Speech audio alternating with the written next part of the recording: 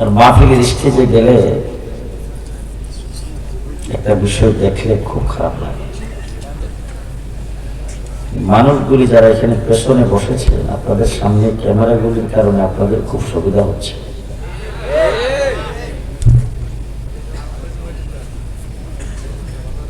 জনসভায় নেতার ছবি, নেতার বক্তব্য এটা পেপার পত্রিকায় ফ্লাশ করতে হয়। এই জন্য আমরা দেখতাম জনসভাগুলিতে এরকম ক্যামেরা থাকতো। ওয়াজ মাহফিল এগুলি কি শুরু হয়েছে?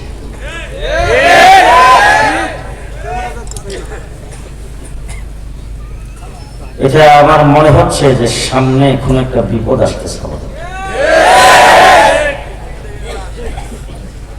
1.5 মাস রিমান্ডে ছিলাম শুধু এইগুলির কারণে। এগুলি আমাদের বক্তব্যগুলি কাটছাট করে স্পর্শকাতর শব্দগুলি ইউটিউবে প্রকাশ। যাই হোক, যারা এই কাজগুলি করছেন আমি আপনাদেরকে নসিহত স্বরূপ বলবো, দ্বীনের সহযোগিতার জন্য যদি কিছু করে থাকেন তাহলে শুধু এইটার জন্যই করবেন। কোন আলেম উলামায়ে কেরামকে বিপদে ফেলার মতো এরকম কোন ব্যবস্থা করবেন। 2 নম্বর, আমার মনে হয় এটা বন্ধ হওয়া দরকার। এই জন্য আমি উলামায়ে কেরামের সাথে ইতিমধ্যে পরামর্শ শুরু করেছি। আমি আসলে মানুষটা খুব নালায়েক, কিন্তু 42 বছর 42 বছর আল্লাহ মৌলি পুরি দামাত বারাকাতুহুম ছাড়া আমার সমকক্ষ কেউ নেই।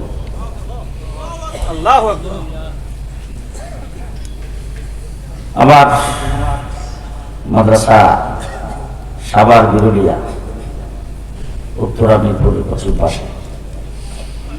এই মাদ্রাসার বাৎসরিক মাহফিল আগামী 26 তারিখ, আগামী শুক্রবার। আমাদের সবার দাওয়াত হইল, যারা পারেন যাবেন। আগামী 26 তারিখ শুক্রবার সকাল 11টা থেকে শুরু হবে, রাত্র পর্যন্ত চলবে। খাওয়া মেহমানদারির জিম্মাদারি আমার। যারা যাইতে পারেন মেহরবানি করে যাবেন। ইউটিউবার যারা এখানে এসেছেন আপনাদেরকে দাওয়াত, শোনার জন্য যাবেন, মেহরবানি করে বেশি নিয়ে যাবেন না। এই মেশিন নন অ্যালাউড আমার মাহফিলে এগুলি থাকবে না।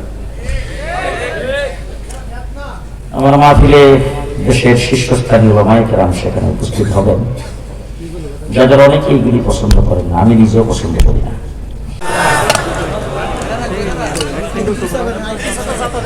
ইন্নাল হামদুলিল্লাহ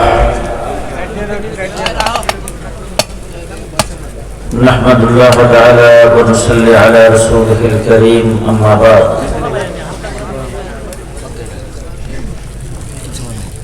فأعوذ بالله من الشيطان الرجيم. بسم الله الرحمن الرحيم. اليوم أكملت لكم دينكم وأتممت عليكم نعمتي ورضيت لكم الإسلام دينا. وقال تعالى: إنا نحن نزلنا الذكر وإنا له لحافظون. صدق الله العظيم. وقال رسول الله صلى الله عليه وسلم: من يرد الله به خيرا يفقهه في الدين، أو كما قال عليه الصلاة والسلام. बुजुर्गान मुहतरम, हजरत उलमाए किराम, সমবেত অপেক্ষমান বেরাদারান ইসলাম,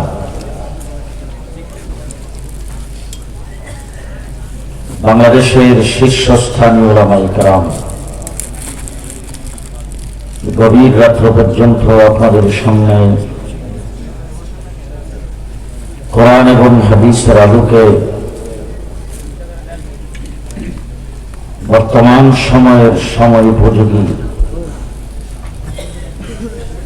আপনাদের সকলের ভবিষ্যৎ জিন্দেগীর করণীয় সম্পর্কে বিস্তারিত আলোচনা করেছেন।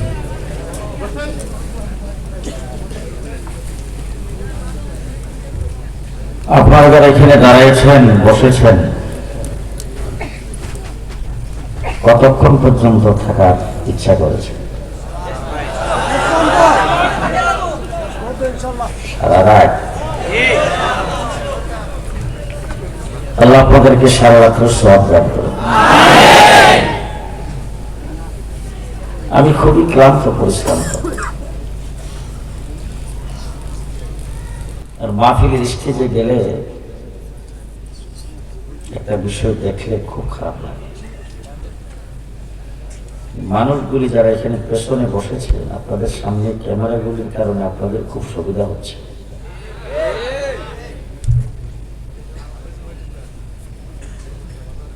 জনসভায় নেতার ছবি, নেতার বক্তব্য এটা পেপার পত্রিকায় ফ্লাশ করতে হয়। এই জন্য আমরা দেখতাম জনসভাগুলিতে এরকম ক্যামেরা থাকত। ওয়াজ মাহফিল এইগুলি কি শুরু হয়েছে?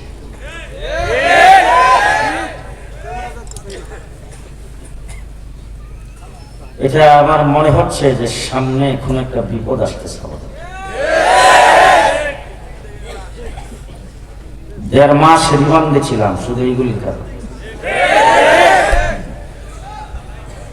এগুলি আমাদের বক্তব্যগুলি কাটছাট করে স্পর্শকাতর শব্দগুলি ইউটিউবে প্রকাশ করে। যাই হোক, যারা এই কাজগুলি করছেন, আমি আপনাদেরকে নসিহত স্বরূপ বলবো, দ্বীনের সহযোগিতার জন্য যদি কিছু করে থাকেন তাহলে শুধু এটার জন্যই করবেন। কোন আলেম উলামায়ে কেরামকে বিপদে ফেলার মতো এরকম কোন ব্যবস্থা করবেন। 2 নম্বর, আমার মনে হয় এটা বন্ধ হওয়া দরকার। এই জন্য আমি উলামায়ে কেরামের সাথে ইতিমধ্যে পরামর্শ শুরু করেছি। আমি আসলে মানুষটা খুব নালায়েক, কিন্তু 42 বছর 42 বছর আল্লামা উলিপুরি দামাত বারাকাতুহুম ছাড়া আমার সমকক্ষ কেউ নেই।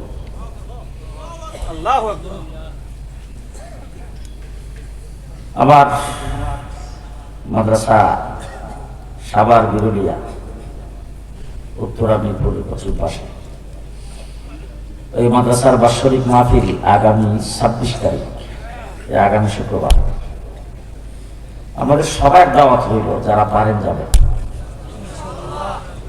আগামী 26 তারিখ শুক্রবার সকাল 11টার থেকে শুরু হবে, রাত্র পর্যন্ত চলবে। খাওয়া মেহমানদারির জিম্মাদারি আমার। যারা যাইতে পারেন মেহরবানি করে যাবেন। ইউটিউবার যারা এখানে এসেছেন, আপনাদেরকে দাওয়াত, শোনার জন্য যাবেন, মেহরবানি করে বেশি জানিবেন না। ওই মেশিন নন অ্যালাউড আমার মাহফিলে এগুলি থাকবে না। আমার মাহফিলে দেশের শীর্ষস্থানীয় উলামায়ে কেরাম সেখানে উপস্থিত হবেন, যাদের অনেকে এইগুলি পছন্দ করেন না, আমি নিজেও পছন্দ করি না। যাই হোক, দীর্ঘ সময় আপনারা তো ওয়াজ নসিহত শুনেছেন। যে সমস্ত কথাবার্তা উলামায়ে কেরাম আপনাদের সামনে আলোচনা করেছেন, এইগুলিকে মেহেরবানি করে বাড়িতে নিয়ে যাবেন ইনশাআল্লাহ। বলছেন 5 জন, সবাই বাড়িতে নিয়ে যাবেন, নিয়ে যাবেন। মাদ্রাসার, এখানকার মাদ্রাসার যিনি মুহতাবেন, আশেপাশের মসজিদের যারা ইমাম, ওনাদেরকে বলবো আগামীকাল থেকে যদি নামাজের জামাতে মুসল্লি বেশি হয়, মনে করবেন ওয়াজে কাজ হয়েছে। আমার বন্ধুগণ, আমি আপনাদের সামনে ওয়াজ করার জন্য দাঁড়াই নাই, কয়েকটি কথা বলার জন্য দাঁড়াইছি। আমরা সবাই মুসলমান, দেশটা মুসলমানের দেশ। ঐতিহাসিকভাবে সত্য, দেশটা মুসলমানের দেশ। 1947 সালে আমরা স্বাধীনতা অর্জন করেছিলাম।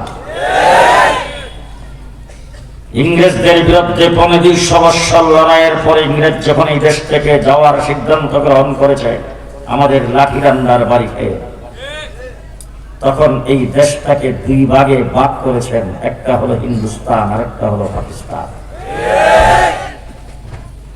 হিন্দুস্তান যেখানে হিন্দু মেজরিটি, সেটার নাম হবে হিন্দুস্তান। যেখানে মুসলমান অধ্যুষিত, সেটার নাম হবে পাকিস্তান। 1947 সনে আমরা পূর্ব পাকিস্তানের অংশ হয়েছিলাম মজরুটি মুসলমান হওয়ার কারণে। পশ্চিম পাকিস্তানিরা আমাদের উপর জুলুম নির্যাতন করেছেন, আমাদেরকে শোষণ করেছেন, আমাদের মাল সম্পদ লুণ্ঠন করেছেন। এই জন্য বঙ্গবন্ধু শেখ মুজিবের নেতৃত্বে 1971 সালে আবার 9 মাস রক্তক্ষয়ী লড়াই করে মুক্তিযুদ্ধ করে বাংলাদেশ নামে দেশটাকে স্বাধীন করেছে। শিক্ষিত সমাজ যারা আমার কথা নিশ্চয়ই আপনারা সাই দিবেন, যদি আমরা পূর্ব পাকিস্তানের অংশ না হতাম, দেশ স্বাধীন করা এত সহজ ছিল না। মুসলমান মেজরিটির ভিত্তিতে যদি 1947 সালে স্বাধীনতা অর্জন না করতাম, স্বাধীন না হতাম, আমরা 71 স্বাধীনতা অর্জন করতে পারতাম না। যেমনি করে কাশ্মীর 70 বছর পর্যন্ত আন্দোলন করে স্বাধীনতা অর্জন করতে পারে না। ঐতিহাসিক ভাবে সত্য, দেশটা মুসলমানের দেশ, মুসলমান মেজরিটির জন্য আমরা দেশে এসেছি। ঠিক না বেঠিক? ঠিক না বেঠিক? আমাদের 3 দিক বিজাতিদের বেষ্টনী।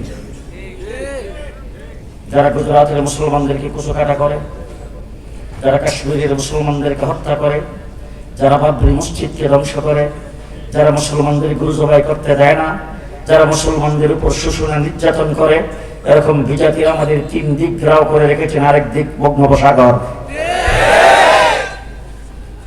আমাদের দেশটা মুসলমান, এই কারণে বাবরি মসজিদ যখন ধ্বংস করে আমাদের দেশের মানুষ লং মার্চ করে। কাশ্মীরি মুসলমানদের উপর যখন আক্রমণ করে তখন আমাদের দেশের মানুষ রাজপথে লড়াই করে। যখন এই দেশের এই সমস্ত খুনিরা যখন আসতে চায় তখন দেশের মানুষ প্রতিরোধে দাঁড়ায়। এই অবস্থাটা দেখে গোটা বিশ্বের সমস্ত বিজাতিরা ঐক্যবদ্ধ হয়েছে বাংলাদেশ থেকে ইসলামকে দূরে সরিয়ে দেওয়ার জন্য। তার 1 নম্বর হাতিয়ার হলো স্কুল, কলেজ, ইউনিভার্সিটির শিক্ষার্থীকে ইসলামী শিক্ষাকে বিতাড়িত করে দেওয়া। ব্যঙ্গের নাচ শিখাইবার জন্য স্কুলের দরকার, হাসের দাগ শিক্ষার জন্য স্কুলের দরকার, পেন শিখাইবার জন্য স্কুলের দরকার। দেশের 92% মুসলমানের দেশের, মুসলমানদের রাজস্বের, মুসলমানদের ট্যাক্সের পয়সায় পরিচালিত স্কুলের ভিতরে মুসলমানের সন্তানরা লেখাপড়া করবে। সেখানে উযু শিক্ষা দেওয়া হবে না, তায়াম্মুম শিক্ষা দেওয়া হবে না, গোসল শিক্ষা দেওয়া হবে না, নামাজ শিক্ষা দেওয়া হবে না, পাক নাপাক শিক্ষা দেওয়া হবে না, হালাল হারাম শিক্ষা দেওয়া হবে না, কোরআন শিক্ষা দেওয়া হবে না, সূরা কারাত শিক্ষা দেওয়া হবে না, দোয়া কালাম শিক্ষা দেওয়া হবে না। মুসলমানদের কোনো কিছু শিক্ষা না দিয়ে বিজাতিদের শিক্ষা সেই জায়গায় দিয়ে আজকে মুসলমানদের সন্তানদেরকে মূর্খ জাহেলে পরিণত করার চেষ্টা করা হচ্ছে। আজকে আমার দেশের শিক্ষিত সমাজের যারা বুদ্ধিজীবী সেজেছেন, বড় বড় ডিগ্রি হাসিল করেছেন, ব্যারিস্টার, ডাক্তার, ইঞ্জিনিয়ার, তাদের যখন মা বাপ ইন্তেকাল করে জানাজাটাও ঠিক মতন পড়তে পারে না। ঠিক কিনা বলেন? আমার দেশের বড় বড় বুদ্ধিজীবী আর বড় বড় শিক্ষিত সমাজের অনেক বড় বড় লিডাররা যখন ইন্তেকাল করে তখন তাদের জানাজার দৃশ্য দেখলে হাসি ছাড়া কিছু আসে না। ও আমার ভাইয়া, মুসলমানের সন্তান জানাজার নামাজ জানবে না, কোন সন্তান পৃথিবীতে রেখে যাইতে চান? জন্য আমি শুধু একটা কথা আপনাদের সামনে বলতে আসছি। 1 নম্বর, আজকের মাহফিল থেকে অঙ্গীকার করে যাব, মৃত্যু পর্যন্ত মুসলমান হিসাবে বসবাস করব ইনশাআল্লাহ। পারবেন? পারবেন? পারবেন? পারবেন? আজকে গুজরাটে মুসলমানদের উপর যে নির্যাতন হয়েছে, কাশ্মীরে মুসলমানদের উপর যে নির্যাতন হয়েছে, আরাকানে মুসলমানদের উপর যে নির্যাতন হয়েছে, ফিলিস্তিনের মুসলমানদের উপর যেইভাবে নির্যাতন হচ্ছে, সিরিয়ার মুসলমানদের উপর যেইভাবে নির্যাতন হচ্ছে, আমার বাংলাদেশ, আল্লাহর দরবারে দোয়া করব, আল্লাহ যেন এই সমস্ত পরিণতির থেকে আমাদেরকে হেফাজত করেন, দেশটাকে যেন আল্লাহ পাক হেফাজত করেন, এই দেশে যেন এই ধরনের অবস্থা সৃষ্টি না হয়, এই জন্য আল্লাহর দরবারে দোয়া করব।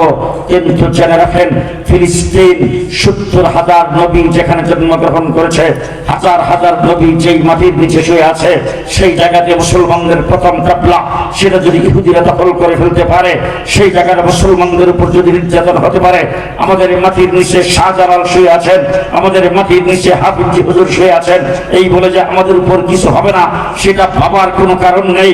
যদি এমন কোন পরিস্থিতির সৃষ্টি হয়, আমাদেরকে যদি কোনো বিজাত গ্রাস করে ফেলে, আমাদেরকে যদি কাবু করে ফেলে, আমাদের দেশ যদি দখল করে ফেলে, দেশটা যদি বিজাতিদের হাতে চলে যায়, আর আমার বুক বরাবর রাইফেল আর বন্দুকের গুলি তাক করে যদি বলে ইসলাম সাধ্য হবে, তখন কি বুক টান করে দাঁড়ায় বলতে পারবেন আমি একজন মুসলমান?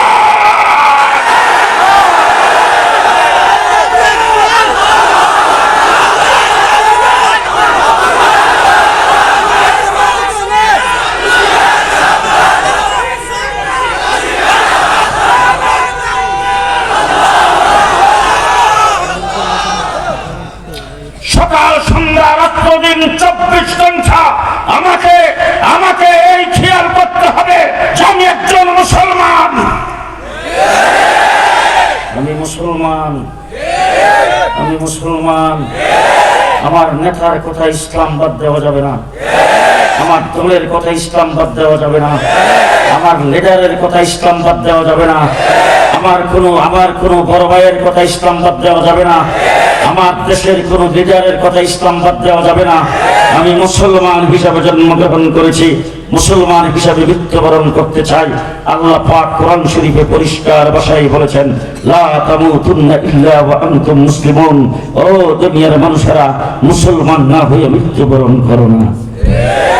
সুতরাং আমি মুসলমান হইয়া কবরে যাইতে চাই। রাজি আছেন? রাজি আছেন? 1 নম্বর। 2 নম্বর কথা বলতে চাই, আপনি যখন দুনিয়া থেকে চলে যাবেন, তখন আপনার ছেলে ব্যারিস্টার, ডাক্তার, ইঞ্জিনিয়ার, প্রফেসর, তিনি বাড়িতে দৌড়ে আসছেন, বাবা ইন্তেকাল করেছেন, পাশের মসজিদ ইমাম সাহেবকে ডাক দিয়েছেন, তিনি আবার এলাকার বড় শিক্ষিত মানুষ, সবাই ওনাকে জাগতিক কারণে অত্যন্ত সম্মান করে, তিনি সেই ইমাম সাহেবকে ডাক দিয়েছেন, ইমাম সাহেব তাড়াতাড়ি আসেন। ইমাম সাহেব দৌড়ে আসছেন, বড় অফিসার মানুষ, এলাকার মানুষের কাছে সম্মানিত, এই ব্যক্তির ডাকে যদি না যায় চাকরি থাকে কিনা। আসলে ইমাম সাহেব তোমার বাবার দরদে আসে নাই, ইমাম সাহেব চাকরি বাঁচাইবার জন্য এসেছে।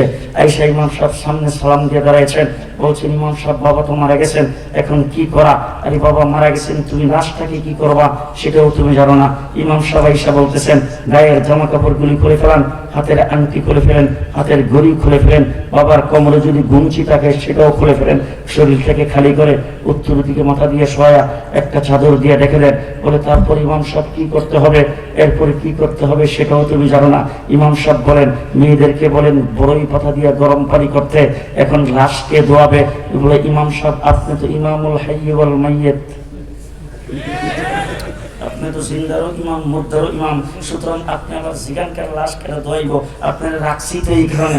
ইমাম সাহেব বলেন ঠিক আছে, আমার যদি ধোয়াইতে হয় মুয়াজ্জিন সাহেবকে ডাক দিয়ে নিয়ে আসি। ইমাম সাহেব জায়গায় জামা কাপড় পাঠাইয়া মুয়াজ্জিন সাহেবকে ডেকে নিয়ে আসছেন। আইসা উড়ানের এক কোণার মধ্যে পর্দা দিয়ে ঘেরাও করে সেখানে ইমাম সাহেব লাশটাকে ধোয়াইল, কাফন ইমাম সাহেব পরাইল। এরপর ইমাম সাহেব বললেন ধরেন 4 জন, ধইরা তারপরে নিয়ে গেল জানাজার মাঠে। সেখানে যাইয়া ইমাম সাহেবের একটা সামাজিকতা আছে, তিনি জিজ্ঞেস করেছেন জানাজার নামাজটা স্যার কে পড়াইতো? মাথা নিচের দিকে দেখে ইমাম সাহেব জায়গায় জায়গায় লজ্জা দেন, জানেন না আমরা যে নিয়ত জানি না, লজ্জা দেন, জানেন না আমরা যে নিয়ত জানি না। ইমাম সাহেব আপনি তো জানাজার নামাজ পড়াবেন, আপনি তো ইমামুল হাইয়্যি ওয়াল মাইয়্যিত, আপনি ওয়াক্তের 5 ওয়াক্তের ইমাম, জুমারও ইমাম, ঈদেরও ইমাম, জানাজারও ইমাম, ইমাম। সুতরাং ইমাম সাহেব জানাজার ময়দানে দাঁড়িয়েছেন, লাশটাকে সামনে নিয়ে। এবার ইমাম সাহেব যে জানাজা পড়তেন গেছেন, এটি কিন্তু ইমাম সাহেবের ফর্মালিটি, চাকরি বাঁচাইতে, কথা বুঝেন। বাস। আর তুমি ইমাম সাহেবের পাশে দাঁড়িয়েছ, তোমার মা তোমার বাবার জানাজাটাকে সামনে নিয়ে ইমাম সাহেব আল্লাহু আকবার করে নিয়ত বেঁধে দোয়া কালাম ঠিকই পড়তেছেন, আর তুমি নিয়ত বেঁধে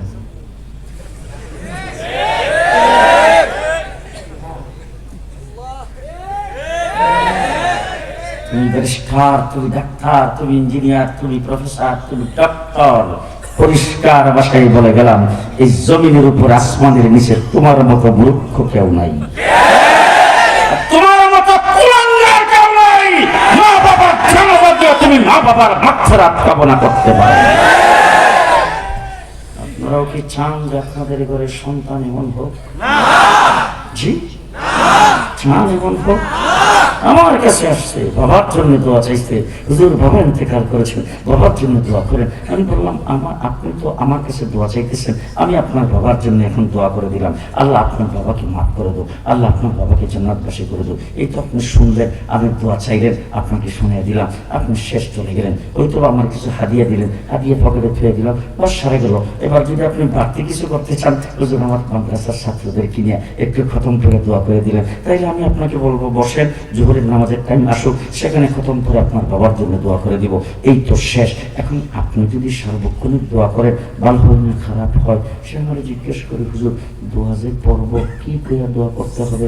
আমি বললাম কুল আল্লাহ সূরা পড়বেন। মাথা নিচের দিকে দিয়ে কতক্ষণ বসে থেকে লম্বা একটা শ্বাস ছেড়ে হুজুর কুল আল্লাহ সূরা রাখা রে কবে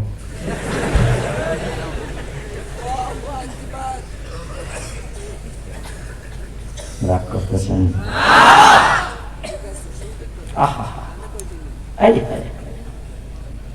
তুমি কুলহুল্লাহ সূরা পর্যন্ত জানো না, আবার মুসলমান দাবি করো। ইলেকশন আইলে মাথায় টুপি দাও, ওযু ছাড়াই মসজিদের ভিতরে যায়। দেখো মুসলমানদের ভোট কালেকশনের জন্য তুমি কি পাইতারা আর কি প্রতারণা জাতির সাথে করেছ, আল্লাহর সাথে করেছ।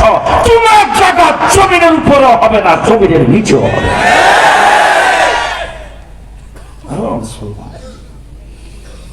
এই জন্য আমি দুইটা দিক ভালো করে মনে রাখতে হবে। একটা হলো ইসলামের গাছের গোড়ায় আমার নবী রক্ত দিয়েছে।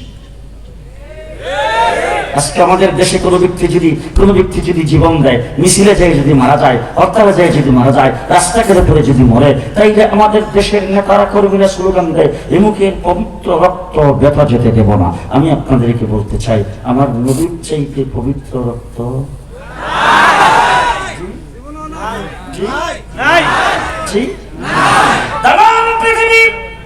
সমস্ত যদি একত্রিত করা হয়, তাম পৃথিবীর সমস্ত আব্দাল গাউস কুতুব সাহাবায়ে কেরাম থেকে শুরু করে যত নবী পৃথিবীতে আগমন করেছেন, সমস্ত নবী সমস্ত উম্মতের রক্ত একত্রিত করা যদি হয় এক পাল্লায়, আর আমার নবীর এক ফোঁটা রক্ত যদি এক পাল্লায় ওঠানো হয়, ওই এক ফোঁটা রক্তর সমান তাম পৃথিবীর রক্ত হবে না। রাসূলুল্লাহ সাল্লাল্লাহু আলাইহি ওয়াসাল্লাম তাইফের জমিনে বৃষ্টির মতো পাথরের আঘাত খেয়েছে।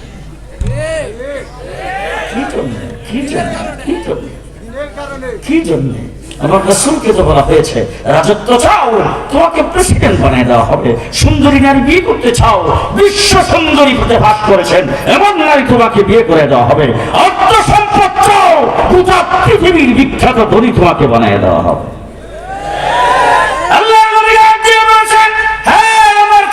যারা আপনাকে এই প্রস্তাব দিয়েছে ভালো করে শুনে রাখেন, এক হাতে সূর্য আর এক হাতে যদি চন্দ্র মুহাম্মদুর রাসূলুল্লাহর হাতে এনে দেয়, তাহলে দ্বীনের দাওয়াত থেকে বিস্ফা হব না। মুহাম্মদুর রাসূলুল্লাহ সাল্লাল্লাহু আলাইহি ওয়াসাল্লাম উহুদের লড়াইয়ে প্রাণদান শহীদ করেছেন, লোহার কড়া তার মাথা দিয়ে বিঁধে গেছে। ও আমার ভাইরা, আমার রাসূল সাল্লাল্লাহু আলাইহি ওয়াসাল্লামের প্রথম সাহাবী হযরত আবু বকর সিদ্দিককে পিটাইতে নাকের হাড়টি ভেঙে দেওয়া হয়েছে, সারা শরীর রক্তাক্ত হয়ে গেছেন, রক্ত যাইতে যাইতে রক্ত শূন্যতা দেখা দিয়েছে। হযরত ওমর ইবনে খাত্তাবকে পিটিয়েছেন, হযরত খাব্বাব খুবাইবকে পিটিয়েছেন, বেলালকে মাটির উত্তপ্ত বালির মধ্যে শেষরান হয়েছে, বুকের উপর পাথর চাপা দিয়ে রাখা হয়েছে। সাহাবায়ে কেরামের উপর নির্যাতন আসছে, এরপরে দিন বাংলাদেশ পর্যন্ত আগমন করেছেন। সেই দিন আমরা মুক্তি পেয়েছি। একটা হলো সাহাবায়ে কেরাম জীবন দিয়েছেন, সাহাবায়ে কেরাম জীবন দিয়েছেন। ইমাম আজম আবু হানিফা রাহমাতুল্লাহ আলাইহি জেলখানার ভিতরে ইন্তেকাল করেছেন। ইমাম আহমদ ইবনে হাম্বলকে দৈনিক 80টা করে দুর্রা মারা হতো। ইমাম মালিক রাহমাতুল্লাহ আলাইহিকে পিটাইতে পিটাইতে তার দুইটা হাত ভেঙে দেওয়া হয়েছে। ও আমার ভাইরা, ইমাম বুখারী রাহমাতুল্লাহ আলাইহিকে বুখারা সমরকন্দ থেকে রাতের অন্ধকারে বের করে দেওয়া হয়েছে। বুজুর্গানা দিন জেল খেটেছেন, নির্যাতন ভোগ করেছেন। নির্যাতনের পরে নির্যাতনের উপর দাঁড়িয়ে ইসলাম আমাদের দেশ পর্যন্ত আগমন করেছে। এরপরে এই দেশ ভারত উপমহাদেশ, তার ইতিহাস আবার ভিন্ন। এই দেশ 200 বছর পর্যন্ত ইংরেজ দখল করে এই দেশ থেকে ইসলামকে বিতাড়িত করার জন্য চেষ্টা তদবির কম করে নাই। 3.5 লক্ষ আলেমকে হত্যা করেছে। একদিনে 14,000 আলেমকে ফাঁসির কাস্টে ঝুলাইছে। 3.5 লক্ষ কোরআনের কপি একত্রিত করে আগুন দিয়ে জ্বালিয়ে দেওয়া হয়েছে। এই দেশের আলেম উলামায়ে কেরামকে নির্যাতনের পর নির্যাতন করেছে, কিন্তু আলেমরা জীবনের বাজি লাগায়া 200 বছর ইংরেজের বিরুদ্ধে লড়াই করে দেশকে আমরা ইংরেজ মুক্ত করে ইসলাম দেশে টিকে রেখেছি। ইসলাম দেশে টিকে রাখার জন্য কাসেম নানতুবি রহমতুল্লাহ আলাইহি শামিলির যুদ্ধের প্রধান সেনাপতি ছিলেন। হাফিজ জামিল শহীদ শাহাদাত বরণ করেছেন। সিরাজউদ্দৌলা শাহাদাত বরণ করেছেন। টিপু সুলতান শাহাদাত বরণ করেছেন। বালকুকের ময়দানে সৈয়দ আহমদ বেরলভী, শাহ ইসমান শহীদ রহমতুল্লাহ আলাইহি শাহাদাত বরণ করেছেন। শহীদদের কাতার লেগে গেছে। ঢাকা থেকে নিয়ে দিল্লি পর্যন্ত এই আরিচা রুটের এমন কোনো গাছ ছিল না যে গাছে আলেম উলামায়ে কেরামের লাশ মাসের পর মাস না দুলছে। সেইভাবে আলেমদেরকে গাছের ডালাই ফাঁসির কাস্টে ঝুলানো হয়েছে। এরপরও আলেমরা দিন ইসলাম থেকে বিস্ফা হয় নাই। এই দেশ থেকে ইসলামকে যাতে না সরাইতে পারে, মুসলমান হিসেবে যাতে বসবাস করতে পারে আমাদের সন্তানেরা, এই জন্য তারা জীবন দিয়ে হলো ইসলামকে টিকিয়ে রেখেছেন। আজকে সেই ইসলামকে টিকিয়ে রাখার কারণে কাসেম নানতুবি রহমতুল্লাহ আলাইহি আনার কাছে বিশ্ব মাদ্রাসা প্রতিষ্ঠা করেছেন। সেই মাদ্রাসার সর্বপ্রথম ছাত্র হযরত মাহমুদুল হাসান দেওবন্দি রহমতুল্লাহ আলাইহি, তিনি এক জাত ছাত্র তৈরি করেছেন। সেই ছাত্র সারা পৃথিবীতে তাদের ছাত্র তৈরি করতে শুরু করেছেন। আজকে ইসরাফিল সাহেবের এই মাদ্রাসা দেওবন্দ দারুল মাদ্রাসার শাখা আজকে আমেরিকাতে, আজকে লন্ডনে, লন্ডন শহরে 50টার উপরে দাওরায়ে হাদিস পর্যন্ত মাদ্রাসা, নিউ ইয়র্ক শহরে 20টার উপরে দাওরায়ে হাদিস পর্যন্ত মাদ্রাসা। আমেরিকার এমন কোন স্টেট নাই যেখানে মাদ্রাসা কায়েম হয় নাই। পৃথিবীর সর্বত্র আজকে মাদ্রাসা কায়েম হয়েছে। তাবলীগ জামাত পৃথিবীর সর্বত্র পৌঁছেছে। এমন কোন এয়ারপোর্ট নাই যে এয়ারপোর্ট দিয়ে তাবলীগ জামাত ভ্রমণ করে না, ট্যাক্সিওয়ালারা যায় না। এমন কোন দেশ নাই যেখানে তাবলীগের দাওয়াত চলছে না। তাবলীগ জামাতের দাওয়াতে আমেরিকা রিপোর্ট করেছে 32 লক্ষ মানুষ তাদের দাওয়াতে ইসলাম কবুল করেছে। সেই তাবলীগ জামাতের বড় বড় মুরব্বীরা একত্রিত হয়েছেন দিল্লির নিজামুদ্দিনে। সেখানে বসেছেন পরামর্শ করার জন্য। পরামর্শ করে সিদ্ধান্ত হয়েছে গোটা পৃথিবীতে তাবলীগ ছড়িয়ে পড়ছে, তাবলীগের একটা বাৎসরিক ইজতেমা হওয়া দরকার।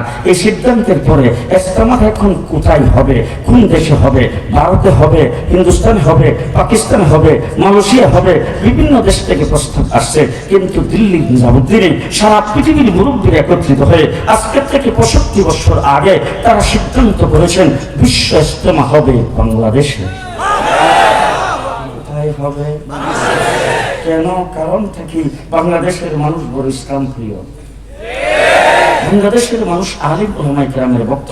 রাতের অন্ধকারে রাত্রে 1টা 1টা 2টা পর্যন্ত হাজার হাজার মানুষ, ইসলাম প্রিয় মানুষেরা, ধর্মপ্রাণ মানুষেরা উলামায়ে কেরামের জবান থেকে কথা শোনার জন্য চুপচাপ সেখানে বসে থাকে। রাতের অন্ধকারে চলাফেরা করে, সারা রাত্র বসে থাকে। আলেম উলামায়ে কেরামের জবান থেকে কথা শুনে সেই দেশে তকবীর বিশ্ব ইজতেমা হবে, তাবলীগের বিশ্ব ইজতেমা হবে। সেই ইজতেমাটা কামিয়াব হবে। আজকে 65 বছর যাবত সেই ইজতেমা অনুষ্ঠিত হচ্ছে, যেটাকে বলা হয় দ্বিতীয় বৃহত্তম মুসলিম জামায়াত। আমার বাংলাদেশ মুসলমানের দেশ। টঙ্গীর বিশ্ব ইজতেমা তো প্রমাণ করে যে বাংলাদেশটা মুসলমানের দেশ।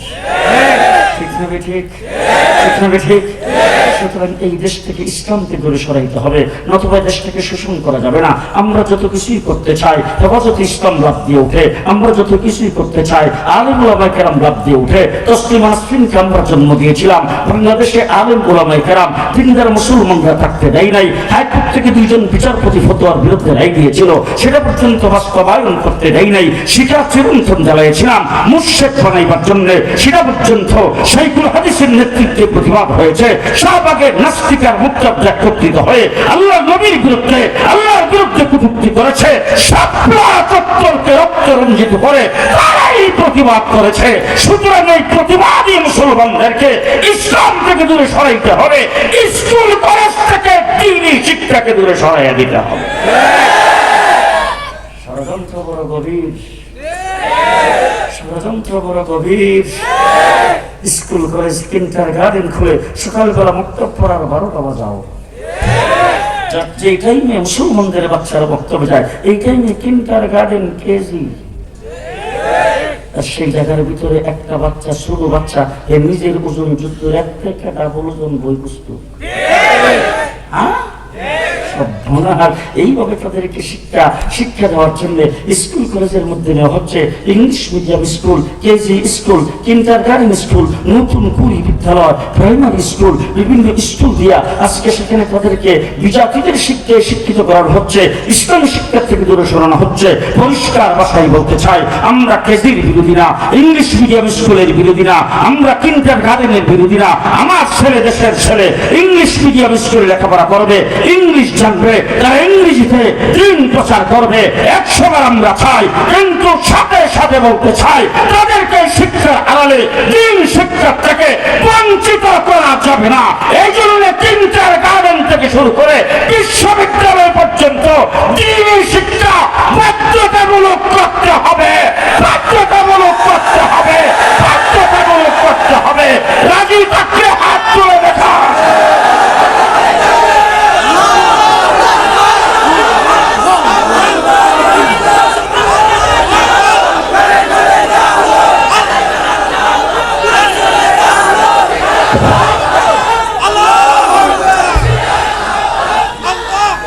আজকে তোমরা সংসদে দাঁড়িয়ে বলো, সংসদে দাঁড়িয়ে বলো মাদ্রাসার ছাত্রদেরকে কি শিক্ষা দেওয়া হয় সরকার জানে না, প্রশাসন জানে না।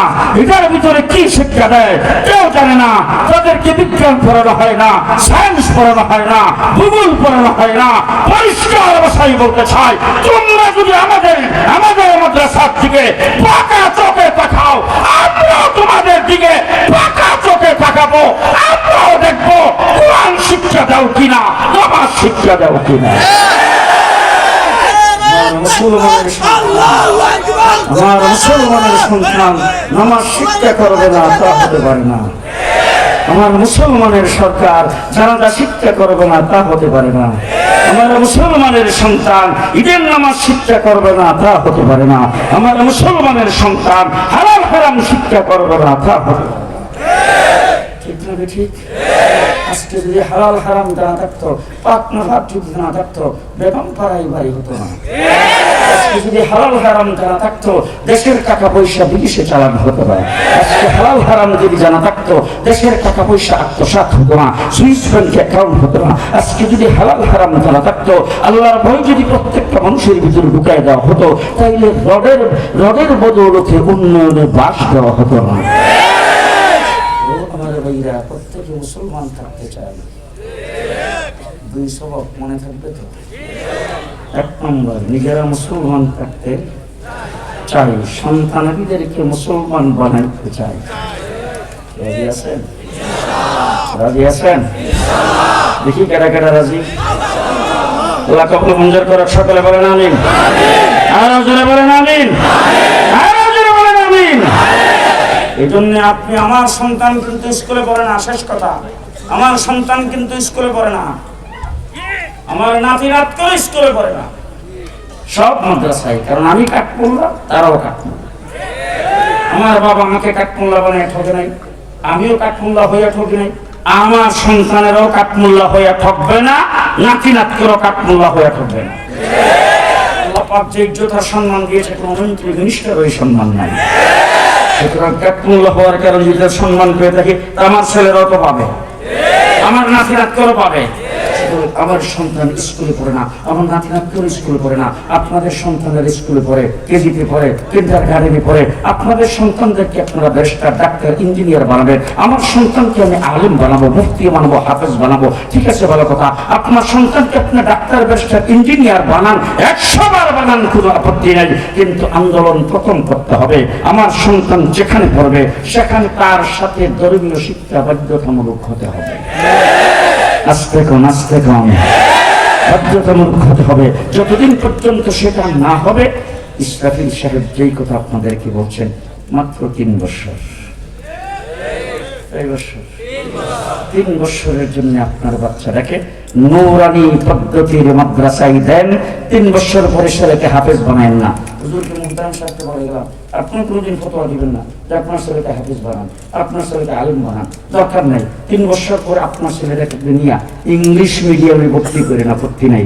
কিন্তু নাজারা কোরআন শরীফ 3 বছরে কমপ্লিট করবে, সাথে সাথে মাসনুন দোয়াগুলি মুখস্থ হবে, আল্লাহ পাকের 99টা নাম মুখস্থ হবে, সাথে সাথে তার 5 ওয়াক্ত নামাজের 60টা মাসলা মুখস্থ হবে, রুকু সিজদা সই হবে, উযু সই হবে, গোসল সই হবে, পাক না পাক শিখবে, হাতে পায়ের নখ কাটা শিখবে, মাথার চুল কাটা শিখবে, মাথার থেকে পায়ের পাতা পর্যন্ত সুন্নাত শিখবে, চলাফেরার মধ্যে সুন্নাত শিখবে।